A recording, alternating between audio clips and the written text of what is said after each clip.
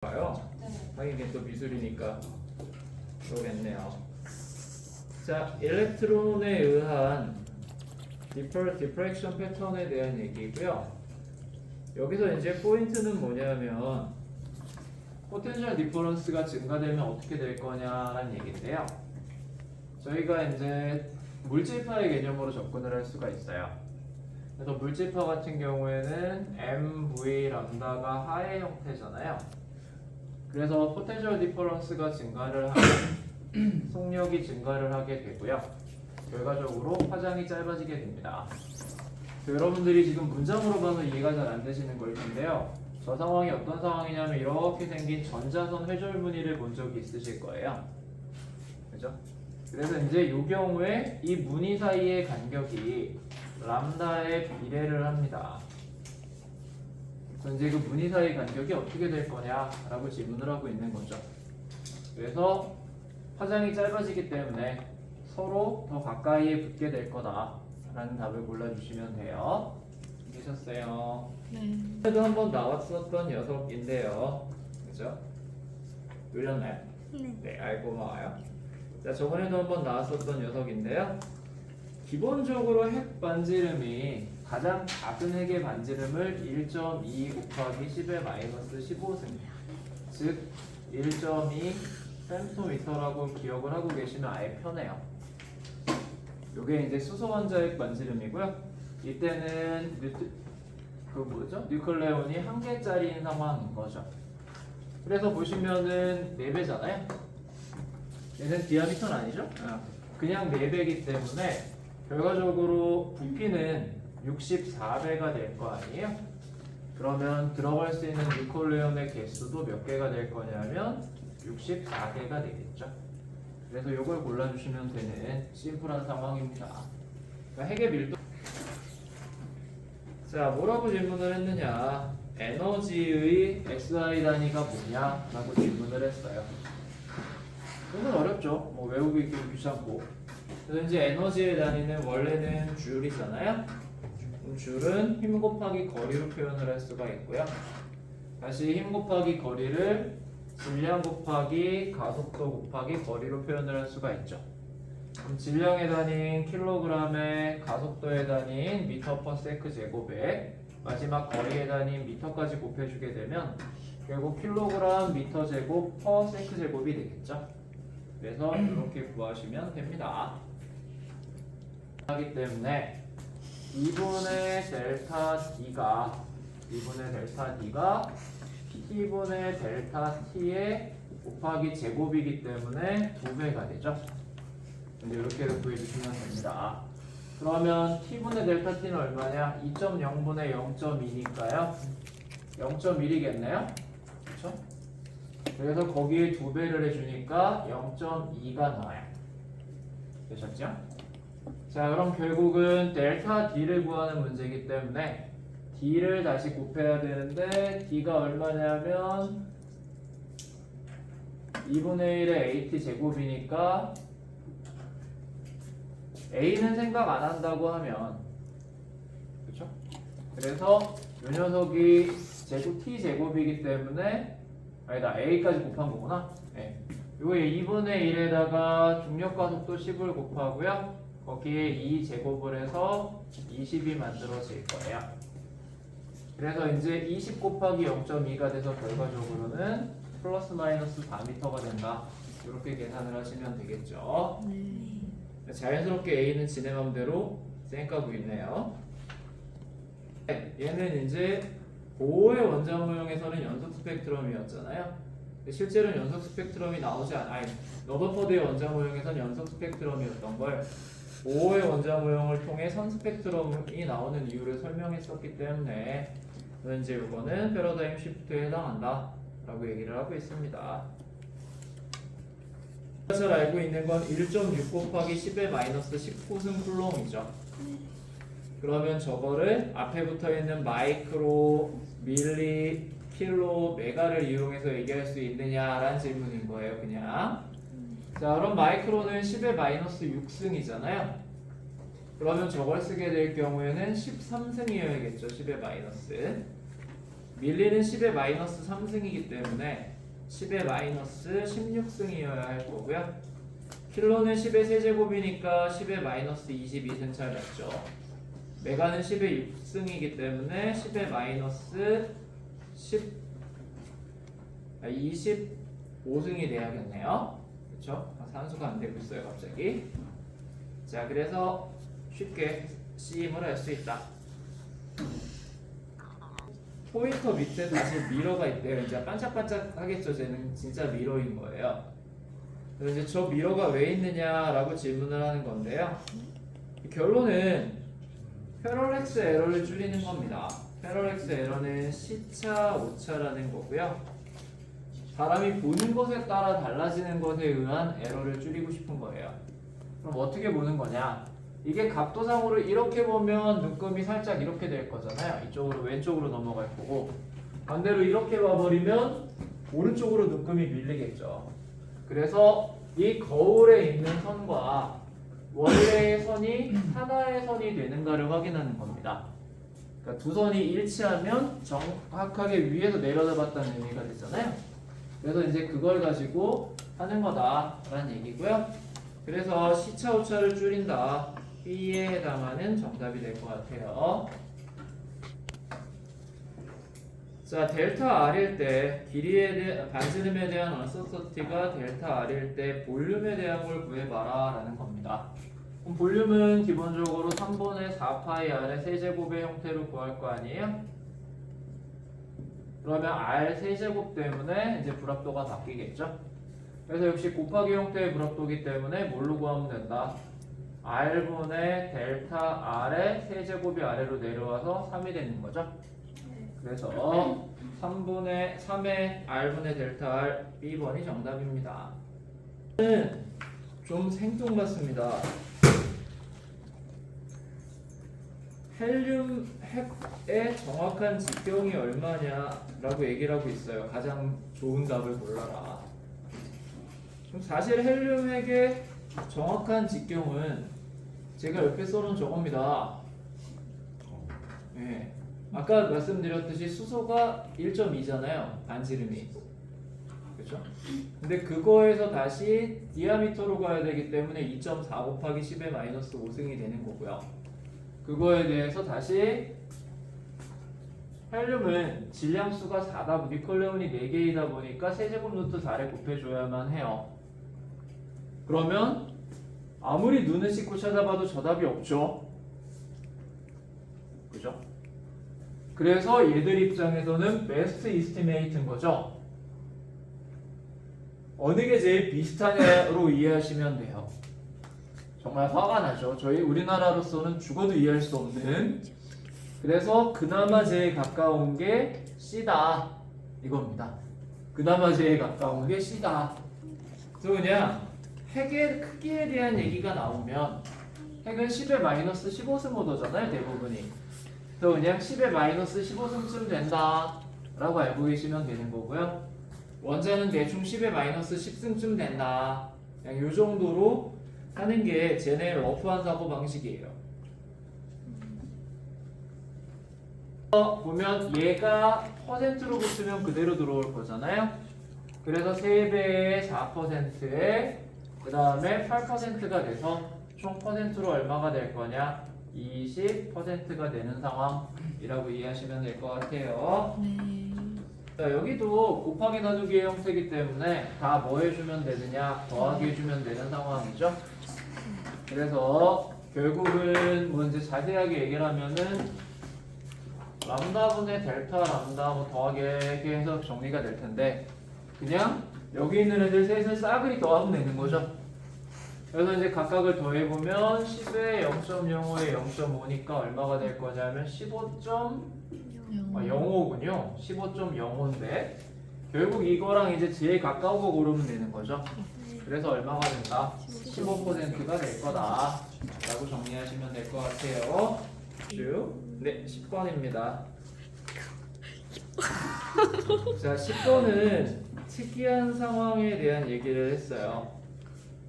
뭐 학생이 어쩌고저쩌고 해가지고 압력과 온도의 관계를 구했는데 그게 P는 X 플러스 YT의 상황이다. 그랬을 때 P의 유닛과 뭐 해가지고 이제 X와 Y의 P의 유닛은 파스칼이고요.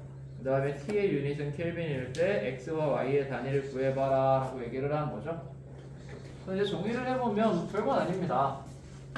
어차피 P는 X 더하기 YT이기 때문에 P와 X는 단위가 똑같아야 될 거 아니에요. 그래서 X는 바로 파스칼이죠. 그럼 파스칼은 뭐냐?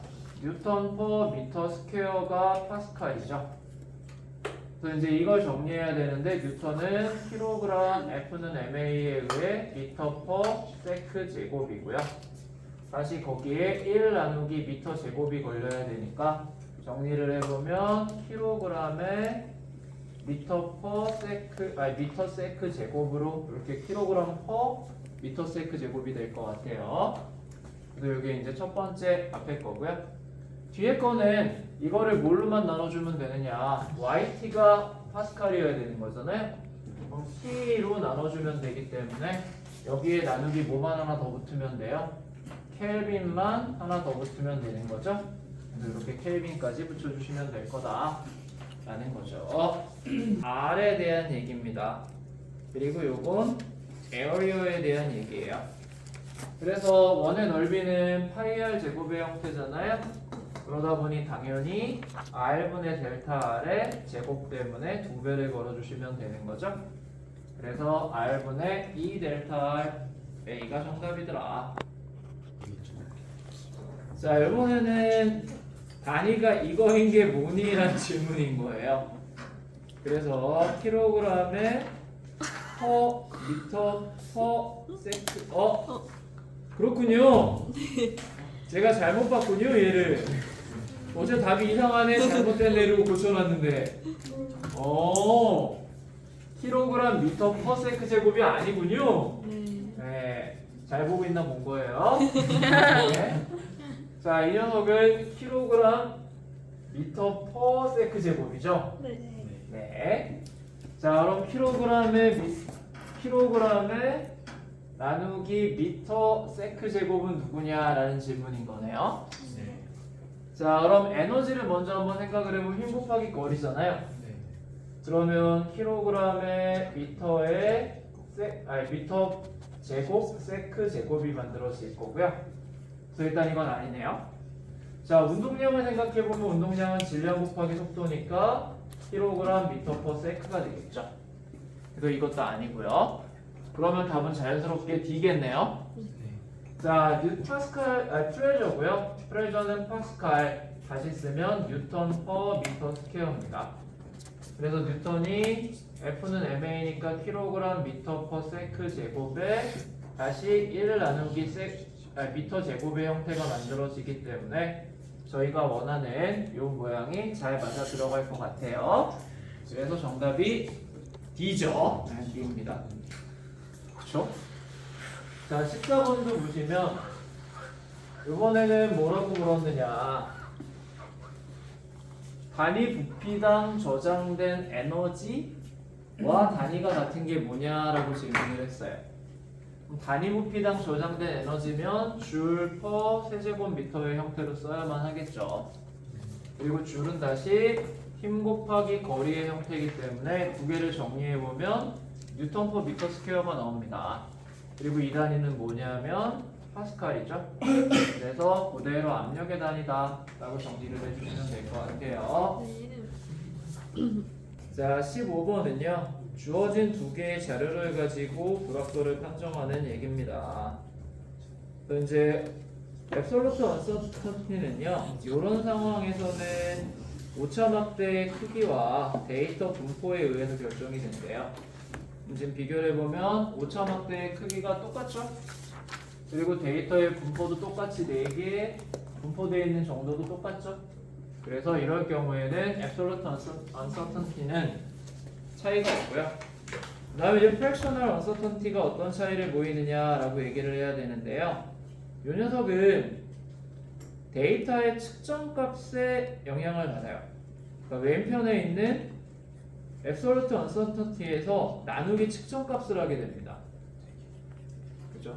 그래서 이제 측정값을 보시면 지금 위에 있는 그래프가 아래에 있는 그래프보다 측정값이 크잖아요. 그래서 측정값으로 나누기 때문에 아래에 있는 그래프의 경우가 프랙셔널 언서턴티는 더 크다라고 이해를 하시면 될 것 같아요. 그래서 아래가 스퀘어이기 때문에 스퀘어에서 더 큽니다라고 얘기를 하시면 됩니다.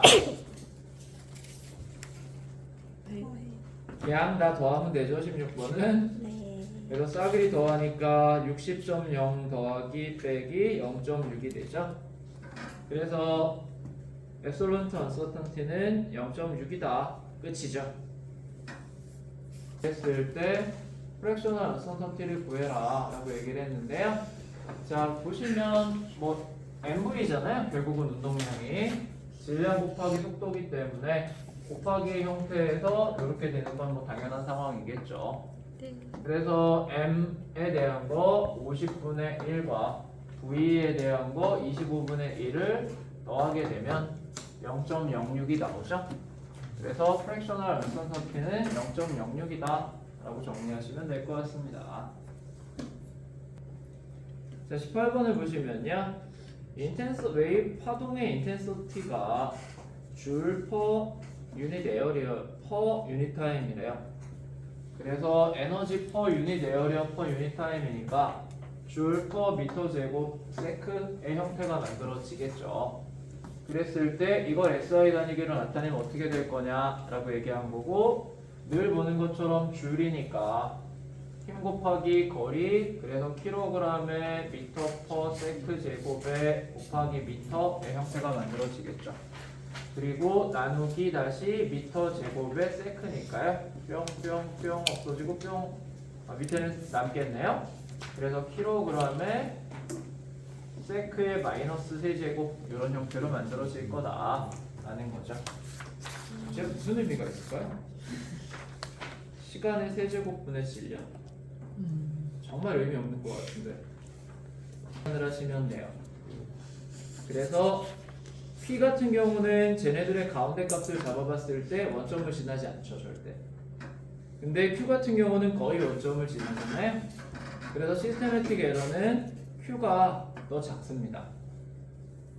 자, 그 다음에 두 번째 그레디언트의 불확정성을 물어봤는데요. 그레디언트는 기울기잖아요. 그러니까 당연히 이 폭이 결국은 얘네들의 기울기의 차이를 봤을 때 기울기의 차이가 작으면 그레디언트 언서턴티도 더 작겠죠. 그래서 왼편에 P가 더 작아요 라고 정리하시면 되겠죠. 자, 23번에서는 힘의 SI 유닛에 대해서 정의를 물어봤어요. 자, 힘은 결국은 가속도가 생기게 하는 거고요. 그리고 방향이 있죠. 그 다음에 킬로그램 미터 퍼 세크 제곱의 형태이기 때문에 1kg이 1m per 세크 제곱이 생기게 하는 그게 바로 SI 유닛이겠죠. 그래서 A가 될 거예요. 자, 그 다음에 건너뛴 19번을 찾으러 가볼게요. 같이 볼게요. 뭐 되게 쉬워요. 자, 어떤 두 힘에 의한 합이 12N이 되어야 한대요, 합력이. 그랬을 때 두 힘으로 가능한 걸 고르래요. 그래서 이제 이게 최대와 최소를 생각해 봤을 때 서로 같은 방향이면 제일 클 거고요. 반대 방향이면 제일 작을 거 아니에요? 그냥 그걸 묻는 바보 같은 문제입니다. 그래서 A는 1부터 3 사이죠. B는 13부터 15 사이고요. C는 1부터 11의 사이에 들어가겠죠. 더 가능한 건 D밖에 없다. D는 1부터 13까지 커버할 수 있으니까 그냥 이 문제입니다. 네. 어이가 없죠. 자, 20번 한번 해보시고요. 그 다음에 또 얘기할게요. 자, 빼기 하는 상황이잖아요. 그래서 보시면 첫 번째가 20.0 더하기 빼기 0.5의 상황인 거고요. 거기서 10도로 바뀌었기 때문에 10 더하기 빼기 0.5가 되겠죠. 그랬을 때 템퍼레처의 변화량을 구해라 라고 얘기를 했기 때문에 두 개를 빼는데 물압도는 더하죠. 그죠? 얘도 빼면 0이니까 노잼이잖아요, 상황이 당연히. 그래서 이쪽 값은 빼고 불합도는 더하기 때문에 10.0 플러스 마이너스 1.0이 됩니다. 그랬을 때에 퍼센티지 언서턴티를 구하라고 했기 때문에요. 10분의 1이고요. 결론은 10%죠. 자, 21번까지 볼게요. 21번.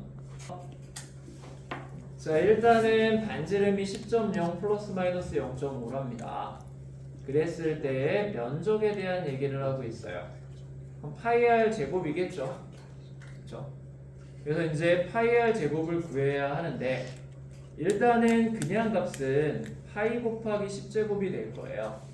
그래서 314를 잡아놓고 난 다음에 이제 뒤에 거를 해결해야 되는데요. 자, 면적이 파이 r 제곱의 형태다 보니까 불합도가 이렇게 주어지게 됩니다.